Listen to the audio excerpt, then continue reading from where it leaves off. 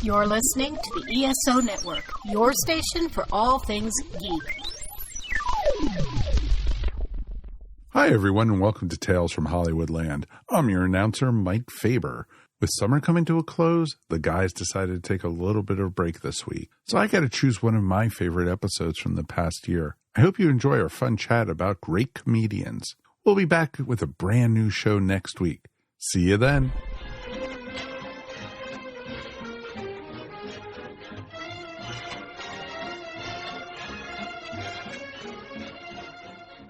Hello, world, and welcome to Tales from Hollywoodland, a veritable feast of movies, Broadway, showbiz stories, news and gossip, with Julian Schlossberg, Arthur E. Friedman, and Stephen J. Rubin.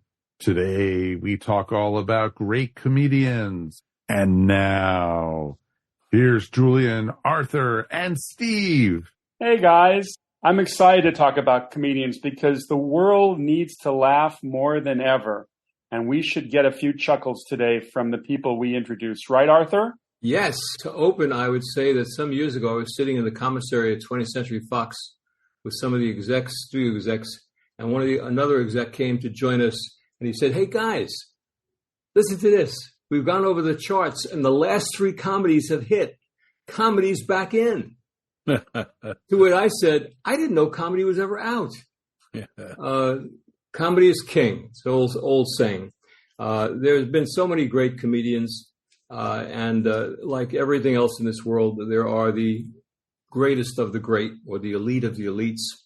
If I had to make, I'm fortunate enough to know a lot of these guys and girls. If I had to make a list of the Mount Rushmore for me, having been exposed to so many of them through the years, I would list Don Rickles, Buddy Hackett, Robin Williams, and Mel Brooks. Those would be my four Mount Rushmore. Now, that's all debatable.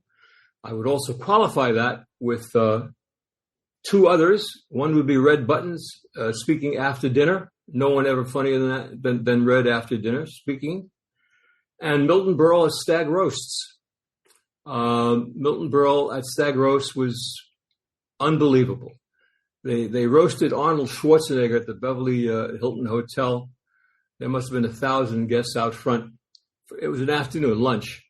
And Milton said to Arnold Schwarzenegger, Arnold, you are to acting what Raymond Burr was to pole vaulting. But that's a clean thing. Right? The stag roasts, of course, were filthy, but very funny. You mentioned Arnold. It prompts a question for me because modern American comedy, I'm talking mostly the movies, but it extends in other areas. They take action stars and they turn them into comedians. I mean, when they cast Arnold Schwarzenegger opposite Danny DeVito in Twins, they turned Arnold Schwarzenegger into a very funny guy. And they've done that quite a bit. They took Vin Diesel, who we know all from those Fast and the Furious movies. They put him in a movie called The Pacifier, where he became like a nanny. They took Dwayne Johnson, The Rock, and they made him the Tooth Fairy. I mean, they take action stars and they make them into funny men. And I think that's been a little subgenre of movies today. They also have funny moments in the James Bond movies, and there's humor even in those movies. But right here, I'm referring to some great comedians. Venues for comedians range from nightclubs where they've come up, from concerts when they become stars. They'll play in the big Las Vegas showrooms, or Lake Tahoe, or Atlantic City, or now a lot of these Indian casinos. Don Rickles, as an example, was working until he was almost 90 years old, sitting in a chair because he couldn't walk too well, but he was still hysterical. He had a different kind of a humor. So that's why he would be number one on my list. I never laughed so hard as I did when I saw Rickles so many times. Buddy Hackett, unto himself, well, there were two Buddy Hacketts. There was the Buddy Hackett who you saw in Herbie the Love Bug, or The Music Man, or Mad Mad World. And then there was the Buddy Hackett who worked Blue, midnight shows at the Sahara, which were always sold out. And he would just come out and do very, very blue humor, but it was hysterical. That made it work for him. Robin Williams is as funny as any person that ever lived, and he became a movie star with a lot of that stuff. But if you ever saw him on the Johnny Carson show, you're seeing a Robin Williams who was hysterical. Mel Brooks, just generally speaking, is as funny a man as you'd ever want to talk to or meet. This being the subject, we all have different tastes, of course. But by the way, Arthur, I think the other thing about Mel Brooks is he was a true comedy showman. He took a concept and turned it into a franchise. Look what he did with The Producers. I mean, The Producers was a very funny movie that goes all the way back to the 1960s, but he turned it into a Broadway phenomenon as a stage show. I mean, my goodness, he milked that for all it could be milked for. Well, anybody who's ever met a great comedian, they'll always say the same thing, and that is either a person is funny or they are not. And it's not the joke, it's the way that you tell it. And it's just true. Red Buttons could tell jokes and you'd laugh like crazy. Somebody else could tell the same joke. It's not that funny. One of the worst things we all go through are having people who can't tell a joke tell a joke. So it's really in the way it's told. But I'm curious, so I'll go around the table here. Julian, who are some of your favorite comedians? Well, Woody Allen, to me, despite all his troubles right now, it was probably in many cases the most brilliant comic person in the 20th century. Anybody who could write and direct movie after movie after movie is an extraordinary thing. All four of us know how hard it is to get one movie made. This man wrote and directed a movie a year, sometimes 2 in 18 months. Extraordinary, but you had to see him as I did in The Bitter End. As a stand-up, he was brilliant. His records were terrific. And yes, he's had this trouble, and I've worked with him on all his plays and produced them, and he's just great to work with. So you remember seeing him in Bananas in the screening room, Julian? I actually, Jim Velde, who you worked for and I knew, gave me a private screening because he had no idea, he said, what to do with this movie. But you're a young guy, said he. You can see how long ago that was. You're a young guy, and what do you think? And I put it in our prime theater, the Coronet. I loved Bananas. But did you sit there in the screening room alone laughing a lot? I did. Hard to do that, but we did. I had it with the 5 people falling apart. I think the hardest I ever laughed in any comedy, anywhere, anytime, I went to a play, sat in the balcony, and saw a play called Enter Laughing, written by Carl Reiner, and a star of an unknown guy named Alan Arkin. And Alan Arkin has a scene. He's playing a kid who's a delivery boy, and he gets caught up in this theater troupe, and he's rehearsing. And this is the first night he's going to perform. And he comes out and he faces the audience and he goes up. He doesn't know what to do. And I literally fell out of my seat laughing. The hardest I've ever laughed in my life was watching Alan Arkin. And then years later, I was happy to produce for him and in 2 plays we did together. But The In-Laws is one of the funniest movies I've ever seen, with Peter Falk and Alan Arkin, neither of whom you would call stand-up comics, but boy, was that funny. So I thought Arkin was very funny in Russians Are Coming. Funny. He's funny. Yeah, that's true. So what you started to say, Arthur, and I know Mike and Steve would agree, comedy is very subjective. I mean, one man's meat is another man's poison, but I have a very simple theory about movies that are comic. Do I want to see it a second time? Even if I enjoyed it the first time, have I seen it enough, or do I have to see that movie again? And that's my barometer simply for movies. What about you, Steve? Where are you on this? Well, I have done a lot of thinking about this subject, Julian, because being a comedy writer these days, and I'm out there trying to sell every day, I find that the state of comedy is in flux. It's there's a great divide. It sounds like similar to our country, but it seems that some people think things are funny and some people don't. I kind of scratched my head a little bit because Phoebe Waller-Bridge had a TV series a couple years ago called Fleabag, which was the fair-haired child of the TV season. Everybody was lauding it as the funniest thing of all time. And Phoebe Waller-Bridge has gone on to become a major actor. I mean, she just starred opposite Harrison Ford in the latest Indiana Jones movie. I didn't laugh once. I watched 3 episodes of her series. I sat there, why am I not getting this? The other night, I put on a movie called The Other Guys with Will Ferrell and Mark Wahlberg. And I laughed myself silly on that movie. It's another example of taking an action star like Mark Wahlberg does mostly action pictures, but turning him into a very funny guy. He kind of plays he doesn't play the straight man. Will Ferrell, and I think the reason this Will Ferrell movie works so well is Will Ferrell is playing the straight man, and he's never the straight man. He's an absolute goofball in most of his movies. And this movie, for the listeners who have never seen The Other Guys, do yourself a favor and go find this. It's all over the internet and all over the streaming channels. It's about a couple of cops in New York who are just never in the front row. I mean, they're kind of back in they're never given the right assignments. They're never given any plaudits. They're basically seconded, and they become heroes. And it's just very funny script. I think that I'm going to go back to great comedians, apart from movies, just great comedians. And if my first team, Mount Rushmore, are the Rickles, Hackett, Robin Williams, and Mel Brooks. The beginning of my second team would include Marty Short. Marty Short is hysterical. And speaking of movies with comedians, did you guys ever see a movie called The Big Picture? With Kevin Bacon. Kevin Bacon? He played his agent. Yes, and?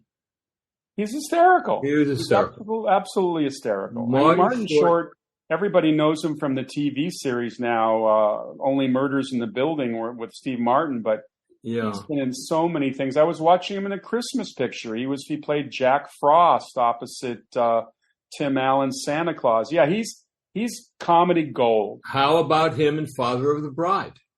How about him in Three Amigos? Three Amigos.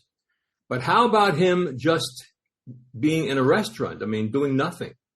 Yeah. We were at a Sinatra concert at the Greek Theater, and in the intermission, it started with John Panette. It went to Shirley MacLaine, and then there was a big intermission, and we were invited backstage. So be it. And everybody was there. Barbara standing there talking to Gregory Peck and not believing it's happening. And it was about 1992 thereabout.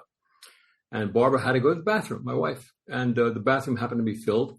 And she, well, what about, you got to get out. So who's ever there? So, and who comes out of the bathroom screaming is Marty Short. Barbara, go relieve yourself, for God's sake. I mean, it was just backstage, and he was funny. Marty Short's funny, very funny guy. But the other great comedians of our time would be Richard Pryor. Richard Pryor was hysterical. Rodney Dangerfield's not around anymore. He'd be up on my Mount Rushmore in second team. Billy Crystal, who is really the last of the old school comedians, the all-time greats. And Billy Crystal being very successful in movies. When Harry Met Sally, City Slickers,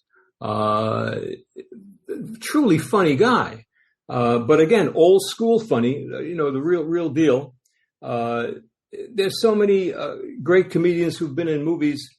But if we talk about stand-up comedians, guys who basically work in the nightclubs or today again in Vegas and concerts, who was ever really better in his own way than George Carlin? Let's talk about George Carlin. Well, Mike has something to say about George Carlin because he mentioned him earlier. Oh, yeah. George was always, to me, the thinking man's comedian in a lot of ways. And one of the things I loved about him was he kept on reinventing himself from, the straight-laced comedian, working a duo back in the early 60s, all the way to becoming the counterculture icon that a lot of people know him as now. In the early 70s, he started doing the switch. And it was interesting to see. And then suddenly in like the mid 80s through the early 2000s, he became then almost like our conscience of society. And he was like, the one who would go up there and talk about things that folks, everyday things with language, with words and society itself, and talk about it. And that's what was wonderful about Carlin and everything. He didn't have huge luck in the movies and such. He was in the movie Car Wash. I know he popped up in a couple of the Kevin Smith movies, like Dogma and also Jay and Silent Bob, and also Jersey Girl. He played Ben Affleck's father in that movie. And it was just interesting to see how his career was evolving. And, but for me, it's mostly his stand-up that I'm familiar with. And his stand-up, he was alone. He was alone of his kind. Well, wait. He was following in the tradition of Lenny Bruce and Mort Saul and Mike Nichols and Elaine May. He was not an original. He was great, and he was original for his time. But this kind of comedy was going on from the 50s on, probably spawned by television. But he took it to another level. George Carlin was playing 3,000, 5,000 seats. Mm-hmm. Lenny Bruce was never doing that, nor was anybody of that ilk. More trivia about George Carlin, though, is a lot of people don't know this. He was the first host of Saturday Night Live. Yeah. So, it's just interesting things. Ran into him one time at Papa Tanaka's fruit store on Montana Ave, around where you used to live, Julian. And yes. Steve, you should know that about 17th Street thereabout. I said, George, why don't you do politics? I don't hear you really doing politics. And he says, it's too easy. I can't. It's too ridiculous. And that was probably 20 years ago. Yeah, but he loved to do religion. That's for sure. He got into that. One of the guys we haven't mentioned, and I know you'll all agree, who was truly brilliant, was Jonathan Winters. Jonathan Winters was as great a comedian that ever was. And Robin Williams, that was his god. Robin Williams worshipped Jonathan Winters, and he was terrific. Early television, of course, we mentioned Milton Berle, and Arthur knew him very well, and we'll talk about him. But we also have to talk about Sid Caesar, because Sid Caesar was another comic genius who started in the mountains with Max Liebman, and then they put on your show of shows. You imagine a 90-minute weekly show, 90-minute live weekly show? Unbelievable. And they did it every week, 39 weeks. He was a genius for sketch comedy, no question about it. And evidence of that is that the film you did, Julian, 10 from your show of shows, clear yes. evidence, 10 of the best things that he did. But he was a genius. He was doing something, again, on that other level. Little guy named Eddie Murphy. Forget the movies. Just think about Eddie Murphy. You ever see him in person, guys? I never did. No. Eddie Murphy was fantastic. Out of the school of Richard Pryor, but maybe a different kind of a thing going. Eddie Murphy was hysterical. Did any of you here see Don Rickles in person? Oh, I did many times in Las Vegas. So you understand. Lounges, not in the big rooms. And he was starting in the lounges. And he was fantastic. You understand that? So you get it. Julie, oh yeah, I mean, and I agree with you. Yeah. I mean, I have a few more faces on Rushmore than you do, but yes. Well, there can only be 4 on Rushmore. Then you go. I know, but not my Rushmore. Well, we all have our Rushmores. That's the thing. I was working on a movie in Vegas for Disney called Honey, I Blew Up the Kid. Which was the sequel to Honey, I Shrunk the Kids. Rick Moranis. Yeah. And the producers said, we need a guy to do a cameo. He's got to look up at the giant baby and have a reaction. So I looked up at the marquee and it said Don Rickles performing tonight. So I stalked my way backstage representing Disney. And I tried to get Don Rickles to be the cameo. I got to meet him. He was very nice. He said, this is not the way to go through channels, Steve. You got to call my agent in L.A., blah, blah, blah. But it was my Rickles moment. Well, did you ever see him on stage? I think I saw him more on the Tonight Show. That kind Well, he was hysterical on the Tonight Show. But Rickles was also a different person in person. Don Rickles was a sweetheart, and anybody who knew him would tell you that. If you ever saw him in a club or a concert, you would think that he was like, he was hysterically funny, being vicious, but he was just not that way personally. He was a very nice guy, a very soft spoken and all that. Well, his timing was good, Arthur, because he couldn't do his act today in the woke world. He could not do it. Well, debatable. He could do it on a sofa. He could do it on a show. Speaking of sofas and shows, Johnny Carson was great. Johnny Carson as a comedian was really very funny. His monologues How would you describe his style of comedy? It sounds to me like he was very much a straight man type. Yeah, but again, if you watch his monologues, comedy is all in the timing, Steve. The ability's got to be there, but it's timing. And Carson was a master of timing. Great to have. Yeah, you're right. He was more of a straight. He was great to ask the questions and then, bounce off of it. But he was really great at what he did. He was by far the best thing that ever happened in late night television. I think someone really inspired by Sid Caesar would have to be Carol Burnett. Carol Burnett brought that whole idea of sketch comedy to TV as well. And she was she's still with us and she looks terrific. I mean, how much programming has Carol Burnett brought to us over the years, and her team, Tim, what's Tim's last Tim Conway and Harvey Korman. Harvey Korman. That was a great show. It was a brilliant show. She was great. Carol Burnett was a huge star. And one of the highlights of that show was the beginning with her talking to the audience. And you could see what kind of a lovely, kind human being she was. I knew her very well. She spent time with her in New York a lot. And she was everything you'd want her to be. Funny, kind, loving, just a real human being. A guy who I saw at the very beginning in Boston at the Heinz Auditorium. It was just happening. He'd come off that thing with the balloons. Was Steve Martin. Steve Martin, 5-star comedian who made it big in movies. See The Jerk. You don't have to go any further than that. But Steve Martin became a major star. But he started as a stand-up comedian, doing something different. He was, I'm a wild and crazy guy. And then Carl Reiner got a hold of him. Carl Reiner, by the way, one of the funniest people that ever lived. I mean, Carl Reiner is somewhat of a genius, along with Mel Brooks. They did The 2,000-Year-Old Man and many other things. But Carl Reiner got a hold of him and directed him in The Jerk. I trust we all saw The Jerk. Oh, yes. Of course we did. I was on the set of The Jerk because at that time I was managing Jackie Mason, who had a role in it. So I spent a little time watching it being shot. Was Jackie Mason in the original? In the first Jerk? Yes. Really? Yes. Julian, when Jackie Mason was just being a normal person and not doing his act, what was Jackie Mason like? Just a lot of fun.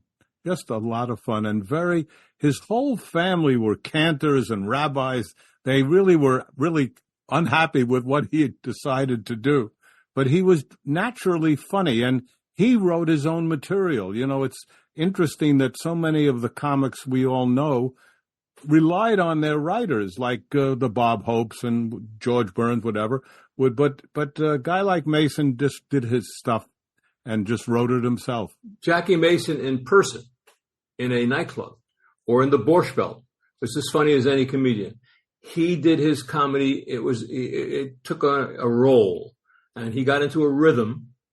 And once you started laughing at his demeanor and the way he delivered his lines, you started just laughing. You couldn't stop. Jackie Mason was really hysterical in a club, maybe on a sofa on one of those talk shows. Maybe, I'm not so sure. Nobody was better than Rickles doing that stuff.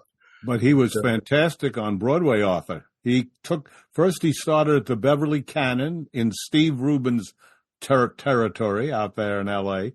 on Cannon Drive. And then that show was successful and they brought it to Broadway.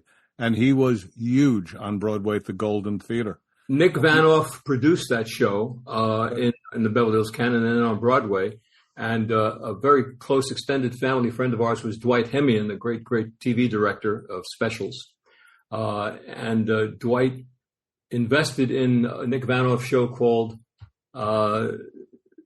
Angels, or what was it, Julian? It won the Tony Award for Angels, not Angels in America, but it was a musical with no songs. Oh no, it had City of Angels. City of Angels. City of Angels. Written by Larry Gelbart and directed by Michael Blakemore, one of the great theater directors who just died this week at 95. Did you like the show? Arthur, did you just say a musical with no songs? It won a Tony Award for Best Musical, and there wasn't really a hit song in the whole show. That's what he meant. It wasn't a hit. There were plenty of songs. Right, there was a lot of songs. But Nick Vanoff and Dwight Hemian were the pair that produced and directed all the old Perry Como shows.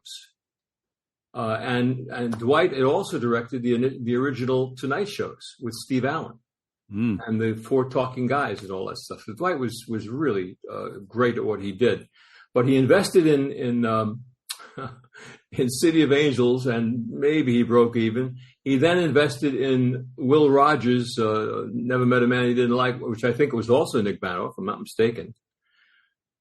But so he went to Nick, his really dear friend, and said, Nick, do you need any help on the Jackie Mason thing? Because he was doing a lot of business in the Beverly on Cannon Drive. And Nick said, nah, but it's not a big production budget. In the meantime, it killed him. It went to New York and broke records.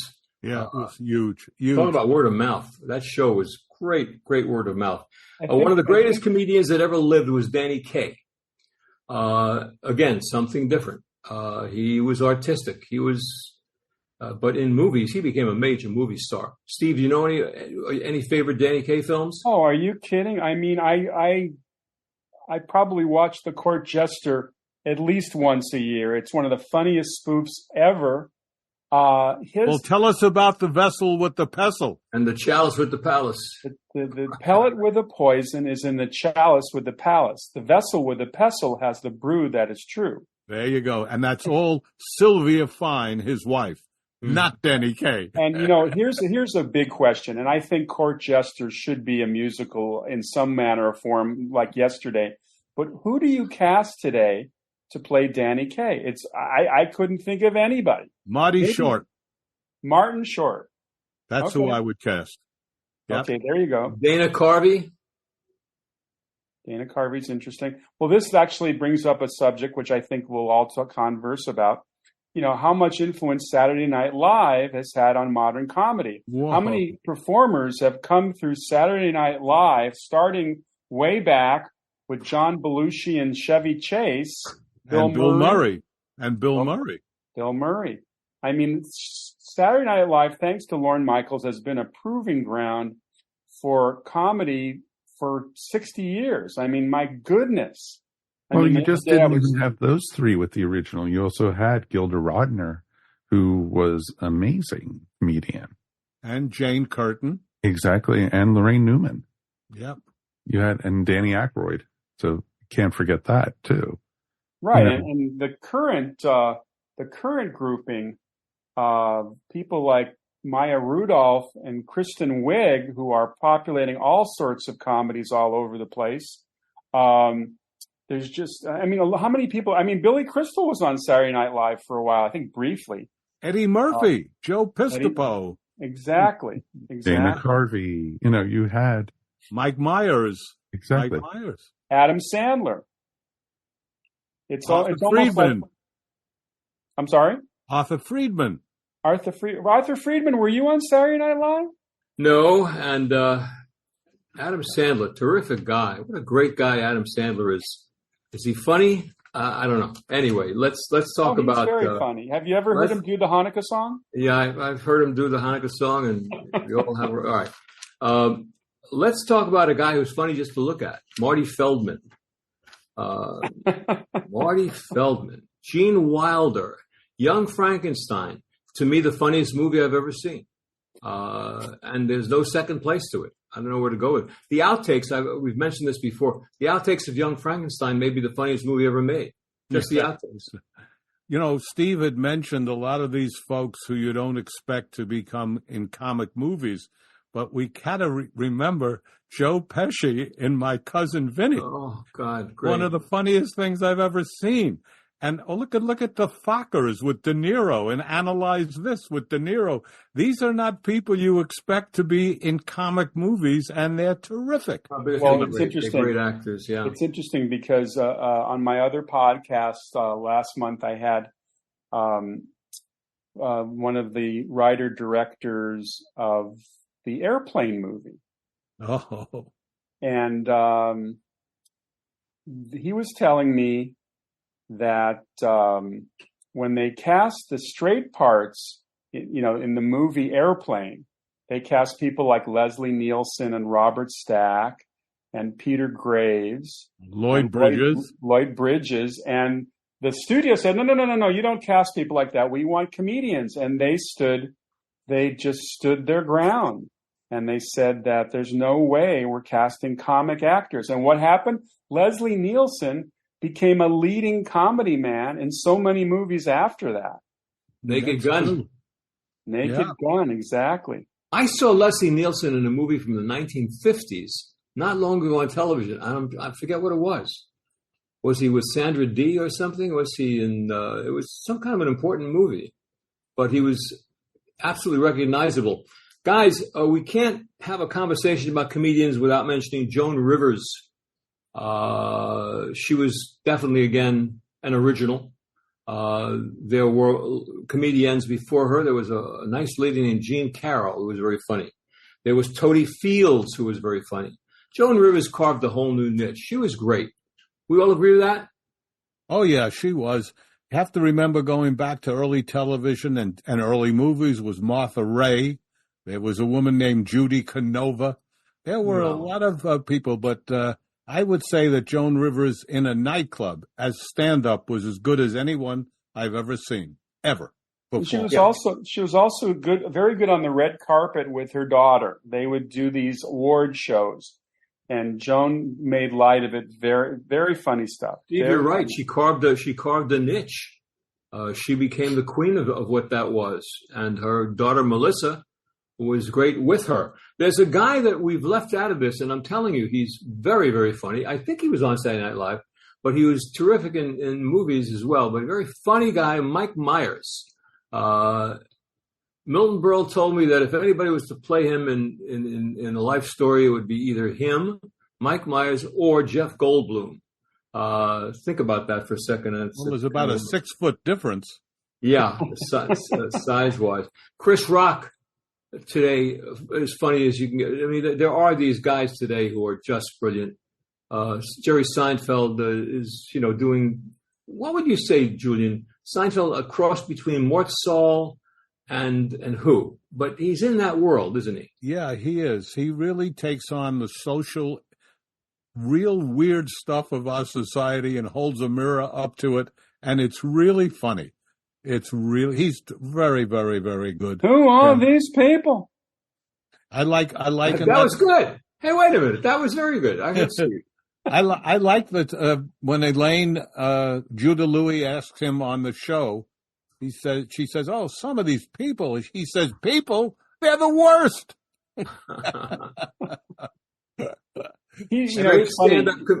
Steve, go ahead. I'm sorry.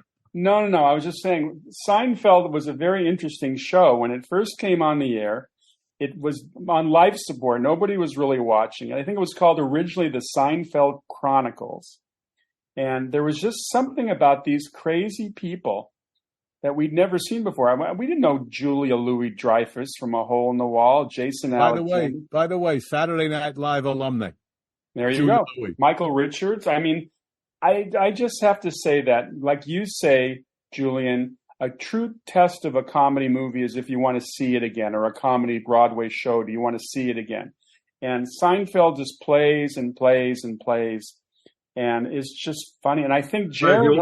If you want to talk about Seinfeld, please don't leave out Larry David, because Larry David is key to the entire concept. I find him insufferable as a performer, but I think that's part of his allure. I mean, people love to see him. There's something in comedy called cringe comedy, where it's just so awful, but you're happy it's happening to someone else. I'm not a big fan of cringe comedy, but he seems to revel in it. We were having lunch at the Cheesecake Factory in Brentwood one afternoon, me and a couple of friends, in the bar area on these round tables. And there was big commotion on the other side of where we were. It was Larry David eating with his family. And when the waitress came over to see us, I said, what's going on over there? She said, he's driving us crazy. He wants rye toast that's not too well done. He wants butter, but not margarine. He wants, that's who he is in many ways. Yeah, and if you watch the Seinfeld show, the Jason Alexander character, George Costanza, is Larry David. I mean, by Larry David's admission, this guy who's a real terrific pain in the ass. That's who he was. That was his character. Let us not leave out Eugene Levy. Let us not leave out Chris Guest or the Waiting for Guffman group. All of them. Michael McKean, is that his name, I believe? Yep, that's his name. And this is Spinal Tap. It doesn't get funnier than Rob that. Reiner and those guys. My Lord. Going back to Woody Allen, who was the heir to the Woody Allen kind of film character? And I have to point out to Charles Grodin as one of my favorites. I know, Julian, you were very close with Charles. Charles obviously started his career doing some very dramatic things like Rosemary's Baby, but then he did The Heartbreak Kid, and has there ever been a drier funny man than Charles in that movie? And if you want to see a really funny movie with Robert De Niro and Charles Grodin, you watch Midnight Run. Yeah. And that is really funny. I want to say, Arthur brought up Canada. Let's not forget England. Let's not forget Monty Python. And let's not forget Monty Python and the Holy Grail, which could be one of the funniest movies I've ever seen in my life. And they were great. But, we also had, when we were kids growing up, Peter Sellers in movies and Terry Thomas. And when Peter Sellers and Terry Thomas were together, look out. I mean, that was terrific. I don't know if it's an age factor with me, but it's very hard for me to think of, since 2000, meaning 23 years, any great comic movies that have been made. I'm sure there have been. I'm just forgetting them, or I haven't seen them, but I can name 20 that I loved before 2000, but I can't name too many now. So anybody got a couple of good ones in the last 20 years? Yes, I do. And I will say also that comedy movies have gone through a transformation. There's a fear that you're going to insult somebody. And as you know now, it's impossible to insult anybody, any group now. You have to be very careful who you poke fun at, which, of course, has put a damper on comedians and their funnies. Steve, what would be a great comedy within the last 20 years, like Julian said? Well, if you walk down the street and ask somebody the last time they walked into a movie theater and saw a great comedy, it's going to be a while ago. I watched one last night it's now 10 years old, from 2013. It's with some real funny men. Seth Rogen. Seth Rogen is in it. James Franco's in it. It's called This Is the End. It's what you call a raunchy comedy. It's about the apocalypse, the rapture, and I have to tell you, it's laugh out loud funny. But you're suggesting that Seth Rogen is funny? I think Seth Rogen is very funny, and I think he's very funny in the right movie, and this is definitely the right movie. It goes way over the top, and that's another thing about comedy today. You mentioned Buddy Hackett when he does his blues stuff. When movies get raunchy, they get really raunchy. And it was explained to me once by a studio executive is that the reason the studios release really raunchy comedies like The Hangover, going back to the Porky's movies, whatever, is that they create noise and water cooler chatter. People talk about these outrageous moments in Porky's. Now, this goes back to 1982, and we've talked a little bit about this because I worked on the sequel as the PR guy down in Florida. But these movies, people talk about them. They get a lot of attention. So the idea of a raunchy comedy has become a thing. The reason that they make and release movies like American Pie and Porky's and anything along the lines that appeals to teenagers is because it appeals to teenagers. Teenagers are the most lucrative demographic you can hit. You can also hit teenage, whether guys or girls. Barbie is kind of proof of that, although it crossed over. But it started really, the impact was with teenagers. Teenagers, nothing like teenagers for a movie. And so American Pie, as an example, blasted off with that. Another guy who we shouldn't leave out really, again, is Eugene Levy, who is hysterically funny. You guys ever see Best in Show? Now, that wasn't 20 years ago, but Best in Show. There's a little guy in there, too, by the way, who's a very, very funny guy, Larry Miller. Who's not as known as so many. He was also in Pretty Woman. But Larry Miller in Best in Show, I've always believed, as I think I've mentioned before, that it's hard to get a movie wall to wall that's funny. But there's always these classic scenes in really funny movies. And Best in Show has one of those top 10 funniest scenes of all time when with Larry Miller, Eugene Levy, Catherine O'Hara interacting. And the kid goes up to the roof with the dog, and if you see the movie, you'll always remember it for that scene. A couple other movies I want to talk to you guys about that did come out in the last 20 years that were hysterical. One of them, of course, is Sacha Baron Cohen's Borat. Yes, was something that you've never seen before.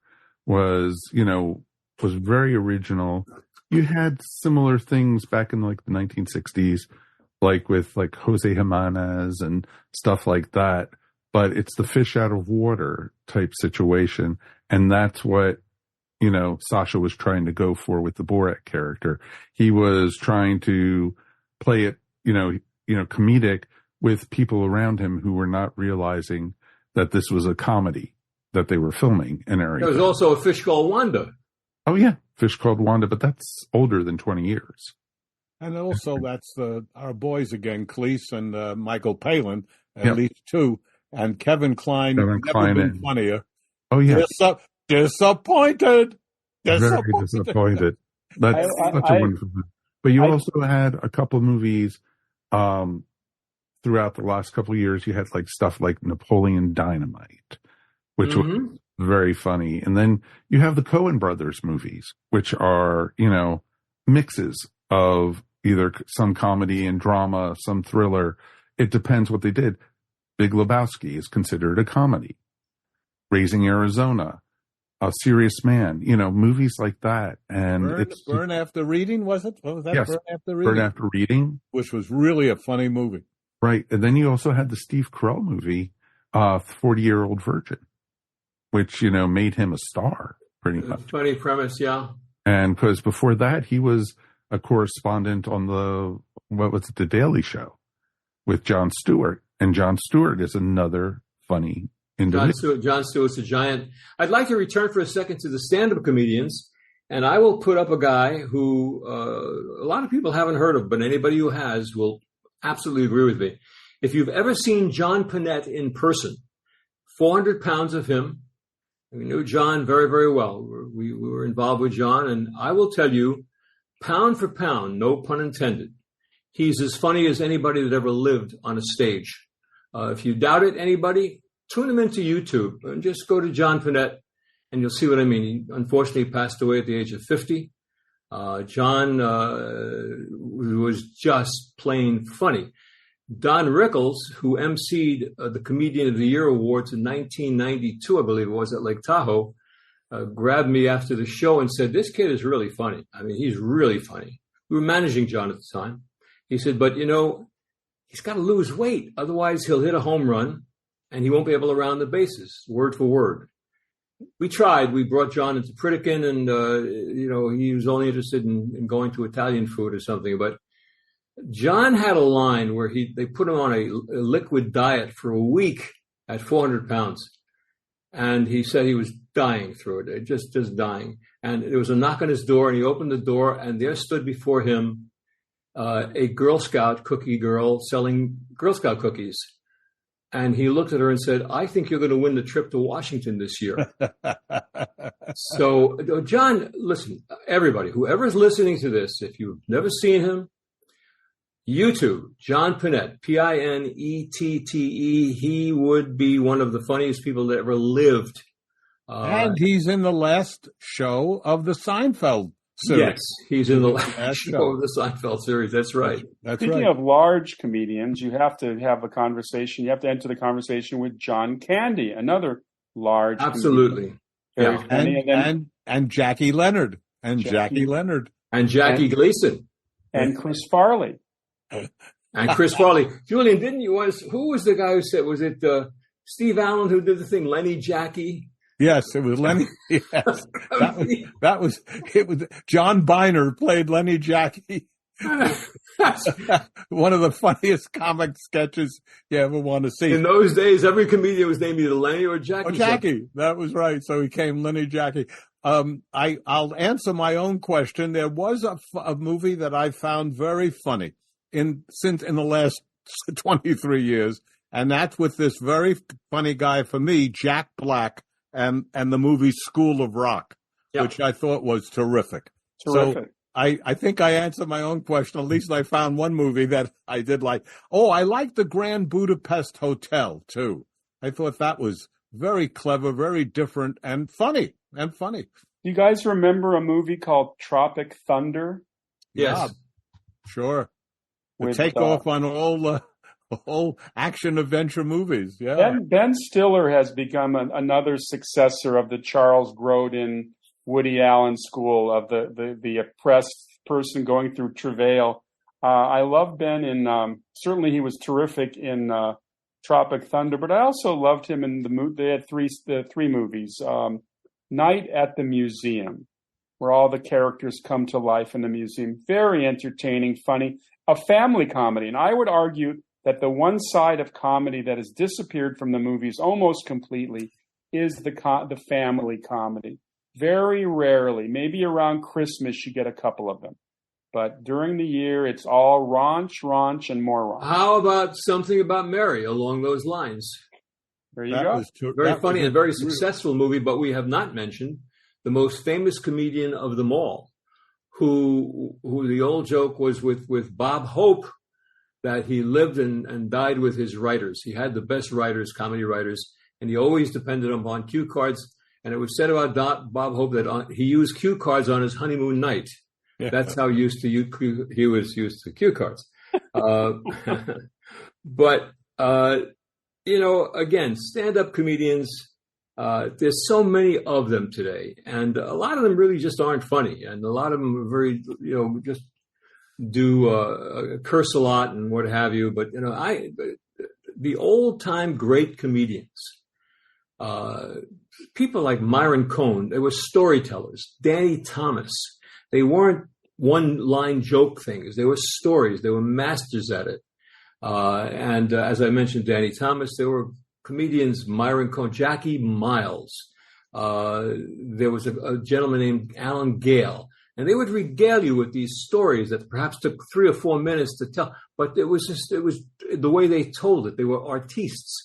And Alan King. Alan King was a master.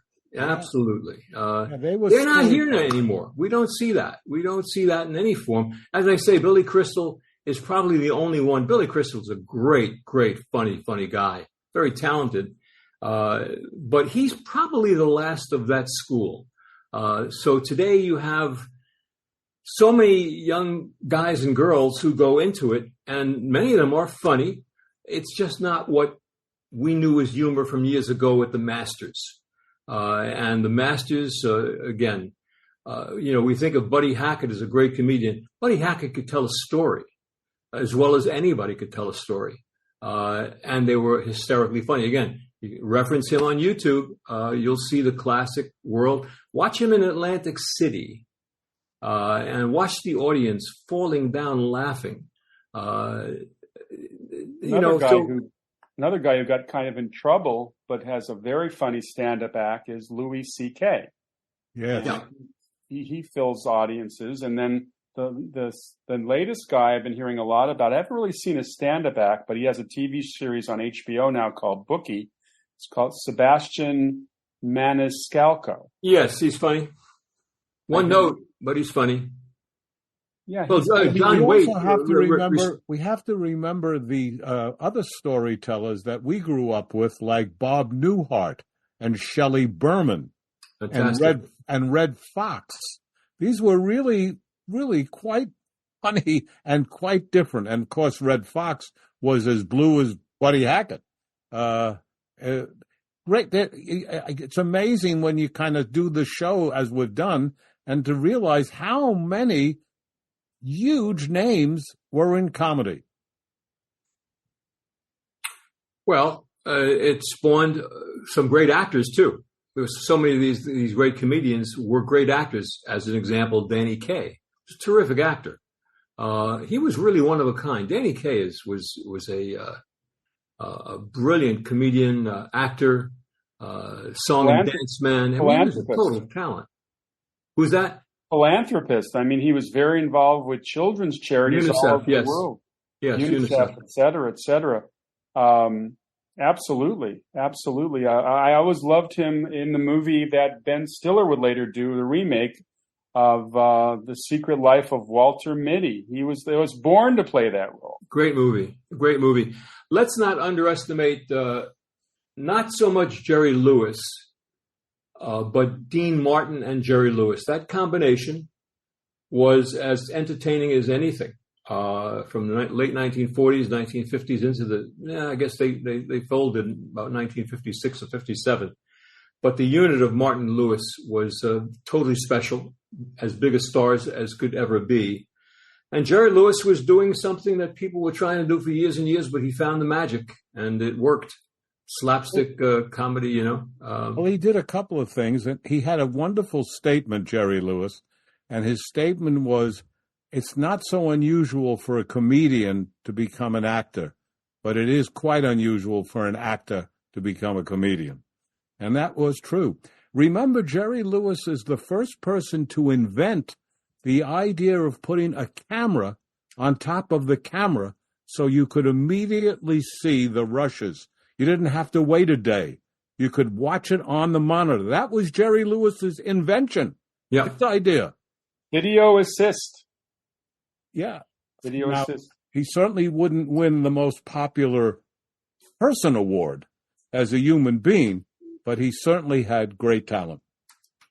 I'm going to mention it reminds me of a line that Walter Winchell wrote in his column about someone that Arthur knew very well, Bobby Darin, when he said,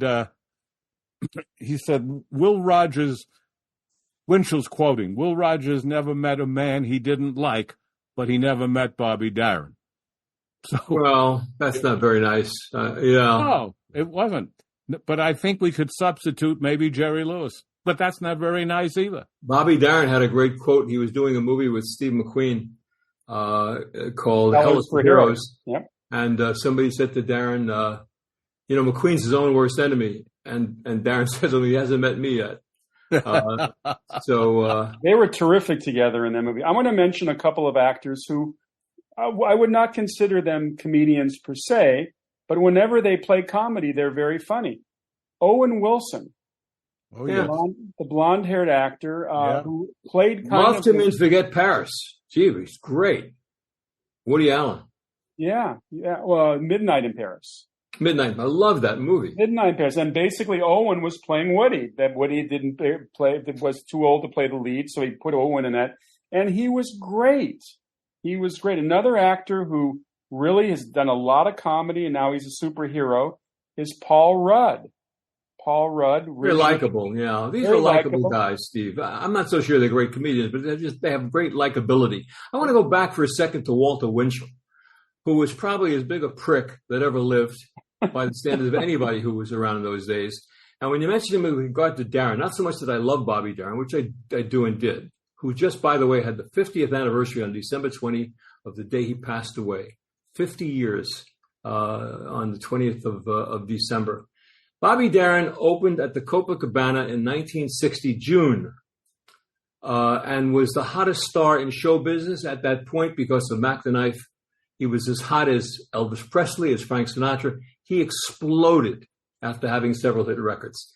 Walter Winchell was at the end of his career of power. At the absolute end, it was over. He was done, except he was still around. And he went into the Copacabana to see Darin opening, and he jumped on Bobby Darin's bandwagon and got about another 2 years out of his career because he started every day. He would go to the show every night to see Darin, and he would just go crazy and tell everybody how, in those days, the power of gossip journalism was huge. Luella Parsons, Hedda Hopper, Walter Winchell was the biggest of all. But he extended his career by about 2 years because he fell in love with Bobby Darin. So I don't really quite get what that kind of why he put that kind of a line in. Maybe that was before he got to know him. But I would say that of all the people I've ever seen in a nightclub, Sammy Davis Jr. and Bobby Darin were two of the greatest because they could do almost anything. Couldn't agree more. They could play mute. They could play the many instruments. They could be great mimics, both of them, great mimics. They were just terrific. And it's great when you were able to see that. Arthur, you had a great experience with, we haven't mentioned the guy we all love, Jimmy Durante. Oh. And you had a great experience watching him. Jimmy Durante was unique. My Lord. I've seen a lot of great nightclub acts, but in Boston, the nightclub in the days of the 40s and 50s and into the 60s, there were key nightclubs in every major city. In L.A., as an example, Steve, you probably know they had the Coconut Grove at the Ambassador Hotel. They had Cyril's, they had Macombo. They had a lot of great clubs. New York, Copacabana, Latin Quarter. Every city had it. Philadelphia Town Casino outside of Philly. In Boston, it was Blindstrup's. And I'm telling you, I've seen a lot of great nightclubs, but Blindstrup was a gymnasium. It was basically the YMCA. The only missing was the track above head. It was like a dump, but it was great. And, they'd have all the big acts who would come to Boston, would play Blindstrup's. Went to see Jimmy Durante, and it was like a sporting event. The audience loved him so much, they were cheering as he was singing. They were standing and cheering. You thought you were at the Boston Celtic basketball game. Right. Jimmy Durante in person with Eddie Jackson, who he brought out just to do the strut number, which was totally unique and great, was as great a nightclub act as I've ever seen. Talk about likability. But again, he was totally unique. He could sing, but he couldn't sing. He was great singing with his voice, He was funny. He was energetic. It was really a show. Now, again, who is that today? There is no Jimmy Durante today. There probably never will be. And, no. I'll tell a quick story. I met Marge Durante, his wife, and they wanted to adopt a child. And they went before a judge who said, my God, he said, you people are in your 60s. How can I give this to a child? But he paused and he looked at Durante and he said, fairy tales can come true. It can happen to you. And nice. They gave him the child. Now, we should point out for the younger listeners that Durante also had recorded the Sinatra song, Young at Heart. So he was not only quoting the song, but it was also, at that point, a hit by Jimmy Durante. He absolutely found a whole other path to success, if he could have as big as he was, by singing the great standard songs, which is basically talk singing, but his voice was, again, unique. And if you see Sleepless in Seattle, make someone happy. Make just someone at the end. Durante was, again, that's not happening, guys. No. That kind of talent is different. Now, I want to add something to the Darin thing in a nightclub with Sammy Davis. Sammy Davis said that the only act in show business he would never follow would be Bobby Darin. So Julian's right. They were both that unique. But if you ever saw Frank Sinatra in Vegas, you understand that this guy had so much charisma, and he was so great. He was really the greatest pop singer of all time, that he literally just walked out on the stage and it was over. He had the audience. He didn't have to open his mouth. He just picked up the microphone, took a sip on his drink, and Again, Dean Martin, same thing in a way. Nothing as great as Sinatra. We're coming to the end of our show, guys. Another great, just a panorama of Laughmeisters on male, female, just fabulous guys. And those of you who are listening today, if you want to learn more about our show, you can email us at talesfromhollywoodland@gmail.com. We love to have people tell us their ideas for shows and what you're thinking of our shows. Please don't hesitate to give us a review. And then we're available all over the platforms. You can get us on Spotify and Amazon and Apple, and where good podcasts are presented. And we love just hearing from you guys. And anyways, as always, great listening to you guys, and we certainly presented a lot of comics today. We have one last line. We have one last line, Steve, and that is from a very wise man. The one last line is, "The journey of 1,000 miles begins with a broken fan belt and a leaky tire." Always remember those words. Thanks, guys. Have a good night.